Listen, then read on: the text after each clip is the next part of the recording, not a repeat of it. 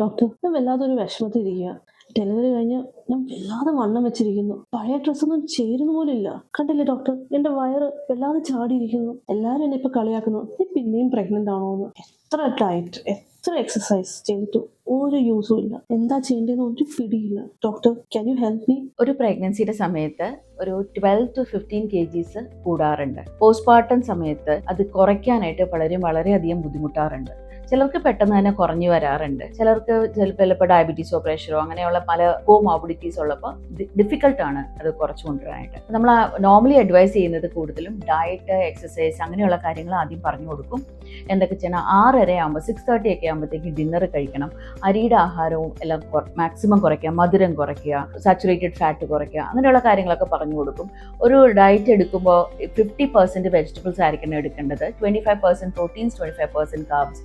അപ്പോൾ diet is mandatory. അതിനോടൊപ്പം തന്നെ എക്സസൈസ്, ഒരു 1 hour ഓഫ് വാക്കിംഗ് ചെയ്താൽ മതിയാവും. ഇതെല്ലാം ചെയ്യുക. 8 hours ഓഫ് സ്ലീപ്പ് മാൻഡേറ്ററി ആണ്. ഇതെല്ലാം കഴിഞ്ഞിട്ടും ചിലർക്ക് വെയിറ്റ് കുറഞ്ഞ ശേഷം പോലും ചിലർക്ക് വയറ് ഒരു ബാഗ് തൂങ്ങിക്കിടക്കുന്ന പോലെ വയറ് തൂങ്ങിക്കിടക്കാറുണ്ട്. അങ്ങനെയുള്ളവർക്ക് സർജിക്കൽ കറക്ഷൻ ആണ് ചെയ്തു കൊടുക്കുന്നത്. ചില പേഷ്യൻസ് നമ്മളോട് ചോദിക്കാറുണ്ട്, ഡോക്ടർ എനിക്കിങ്ങനെ വയറ് ആദ്യത്തെ പ്രസവത്തിന് ഇങ്ങനെ തൂങ്ങിക്കിടക്കുമായിരുന്നു, എനിക്ക് ഈ പ്രാവശ്യം ചെയ്യുമ്പോൾ അതൊന്ന് കറക്റ്റ് ചെയ്ത് തരാമോ ചോദിക്കാറുണ്ട്.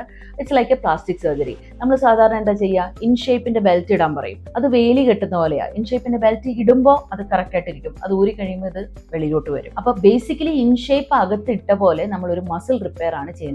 സാധാരണ പ്ലാസ്റ്റിക് സർജറി ചെയ്യുന്ന പോലെ, അബ്ഡോമിനോപ്ലാസ്റ്റി ചെയ്യുന്ന പോലെ ഉള്ളിലുള്ള മസിൽസ് ആണ് നമുക്ക് ഷേപ്പ് തരുന്നത്. Abdominal shape, rectus abdominis, external oblique, അങ്ങനെയുള്ള മസിൽസ് ആണ് നമുക്ക് നല്ല അബ്ഡോമിനൽ ഷേപ്പ് തരുന്നത്. അങ്ങനെയുള്ള മസിൽസ് പ്രോപ്പറായിട്ട് സർജിക്കലി റിപ്പയർ ചെയ്യുകയാണ്. അപ്പോൾ റിപ്പയർ ചെയ്ത് കഴിയുമ്പോൾ നമ്മുടെ അബ്ഡോമിന് നോർമൽ ആയിട്ടുള്ള ഷേപ്പും കാര്യങ്ങളും വരും. പക്ഷെ ഇത് ചെയ്ത ശേഷവും നമ്മൾ ഡയറ്റ്, എക്സസൈസ് ആണ് നമ്മളുടെ ഏറ്റവും ഇമ്പോർട്ടൻ്റ് ആയിട്ടുള്ള കാര്യം. ഇതെല്ലാം ചെയ്തിട്ടും ഡയറ്റും എക്സസൈസും ഇല്ലെങ്കിൽ നമ്മുടെ ഹോർമോൺസിന്റെ ഇതനുസരിച്ചിട്ട് സ്ത്രീകൾക്ക് ഏറ്റവും കൂടുതൽ കൊഴുപ്പടിയുന്നത് വയറിലും ഹിപ്പിലുമാണ്. നമുക്ക് ആ ഷേപ്പ് മെയിൻറ്റെയിൻ ചെയ്ത് പോകണമെങ്കിൽ you have to continue the diet and exercise.